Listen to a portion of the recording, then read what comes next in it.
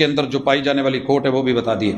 فجر کی سنت فرض کے بعد پڑھ سکتے ہیں جی۔ محمد رسول صلی اللہ علیہ وسلم کی زندگی میں آپ کے سامنے یہ سنت محبوب کے صحابی نے پڑھی، باوجود ہے کہ اس وقت نماز منع ہے، لیکن جو قضا رہتی ہے اسے ادا کیا جائے گا۔ آپ نے دیکھا اور پوچھا کہ یہ کیا، فجر کے بعد کون سی نماز؟ صحابی کہتے ہیں کہ میری فجر کی سنتیں رہتی تھی، تو آپ خاموش ہو گئے، اور آپ کی خاموشی تقریری حدیث ہوتی ہے۔ با جماعت نماز کے بعد امام کے ساتھ ہاتھ اٹھا کر دعا کرنا صحیح ہے، اگر نہیں تو حوالہ بتائیں۔ حوالہ ہونے کا ہوتا ہے، نہ ہونے کا نہیں ہوتا، یاد رکھیے کہ حوالہ ہونے کا ہوتا ہے۔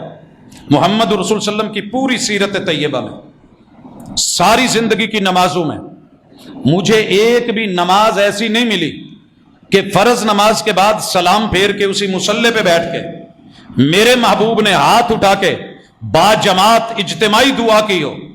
ایسی کوئی صحیح روایت نہیں ہے۔ عموم سے استدلال لیا جاتا ہے، دعا فرض ہے، دعا ضروری ہے، دعا لازمی ہے، قبولیت کے اور استجابت کے اس کے مواقع ہیں، لیکن اسے یوں خاص کر دینا اور پھر امام نے دو چار رٹے ہوئے لفظ اپنے پڑھنے اور باقی عوام پتہ نہیں کیا کیا ضرورتیں لے کے بیٹھی ہے۔ اسی لیے رسول اللہ صلی اللہ علیہ وسلم نے انفرادی دعا زیادہ کروائی ہے۔ نماز کے بعد لمبے ذکر اذکار انفرادی دعائیں، اور جو اجتماعی دعا ہوئی بھی ہے وہ محمد الرسول اللہ صلی اللہ علیہ وسلم نے خطبہ جمعہ میں جب ایک صحابی آئے اور کہنے لگے اللہ کے رسول صلی اللہ علیہ وسلم مویشی ہلاک ہو گئے، خشک سالی ہے، بارشیں نہیں ہو رہی، اللہ سے دعا کر دیجئے۔ محبوب نے جمعہ روکا، ہاتھ اٹھائے، دعا کی بارش کی، صحیح بخاری کے لفظ، محبوب کے بغلوں کی سفیدی نظر آنے لگی، ہاتھ اٹھے ہوئے ہیں، آپ دعائیں کر رہے ہیں اور اصحاب رسول پیچھے آمین کہہ رہے ہیں۔ یہاں آمین کا ثبوت موجود ہے۔ والاصحاب یؤمنون، آپ کے ساتھی آمین کہہ رہے ہیں۔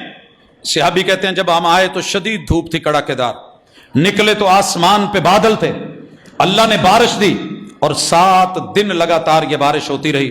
حضرات، جو ثابت ہے بسم اللہ، جو نہیں ہے اس سے اجتناب بہتر۔ یہ دعا کا انکار نہیں ہے، یہ دعا کا انکار نہیں ہے، یہ اس کیفیت کا انکار ہے جو ہمارے اوپر مسلط ہوتی ہے، یہ ہم اپنے آپ پہ کرتے ہیں اور وقتی طور پہ جھٹکے دے کے ہاتھ منہ پہ پھیرے اور چلتے بنے، وگرنہ دعا کے لیے سدا ہاتھ اٹھانے یہ بھی ضروری نہیں۔ ہاتھ آداب میں شامل ہیں کہ اٹھائے جائیں۔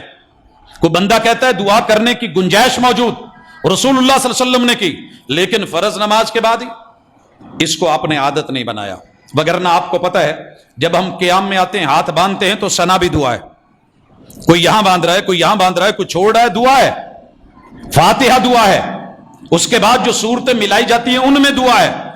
کبھی ہاتھ گھٹنوں پہ رکھ کے دعا کی گئی، سبحان ذی الملکوت والجبروت والکبریاء والعظمہ سبحان ربی العظیم۔ کبھی کھڑے ہو کے ربنا ولک الحمد حمدا کثیرا طیبا مبارکا فی، ہاتھ لٹکا کے یا باندھ کے دعا کی گئی۔ محمد الرسول صلی اللہ علیہ وسلم نے کبھی دعا زمین پہ ہاتھ رکھ کے، گھٹنے رکھ کے، ناک اور پیشانی رکھ کے، پاؤں کھڑے کر کے پھر دعا کی سجدے میں، کبھی 2 سجدوں کے درمیان رب اغفر لی یہ بھی دعا ہے، مگر ہاتھ اٹھے نہیں، ہاتھ رانوں پہ ہیں۔ اور کبھی تشہد میں لمبی دعائیں ہیں، ہاتھ پھر رانوں پہ ہیں، انگلی اٹھی ہوئی ہے، تو سلام پھیرتے ہی کون سا اسپیشلی آرڈر آیا ہے کہ سبھی ہاتھ اٹھاؤ نہیں تو دعا کے من کرو؟ ایسی رسول صلی اللہ علیہ وسلم سے کوئی صحیح روایت ملتی تو ہمارا حوالہ ہوتا، لیکن نہیں ہے، اس لیے اللہ کا شکر ہے کوشش کرتے ہیں انفرادی دعا